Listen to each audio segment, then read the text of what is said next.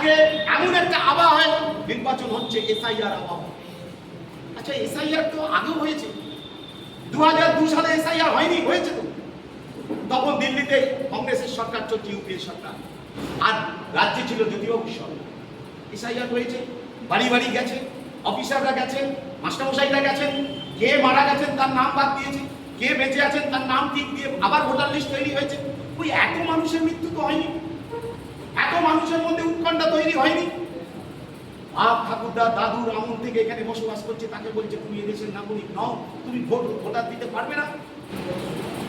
এ লড়াই আমরা লড়ছি সুপ্রিম কোর্টে বিকাশ বাবুকে দিয়ে। আমরা লড়াই করছি যে কোনো মানুষের ভোটাধিকার বাদ দেওয়া যাবে না, কারণ তুমি তাকে এনুমারেশন ফর্ম দিয়ে এসছো বাড়ি বাড়ি, তোমার তথ্য জমা করো, আর 2002 সালের ভোটার লিস্টের ম্যাপিং করে জমা দাও, সে সব জমা দিয়েছে। আজকে কত লক্ষ মানুষকে ভোটার লিস্ট থেকে বাদ দিয়েছে জানেন, ইচ্ছাকৃতভাবে।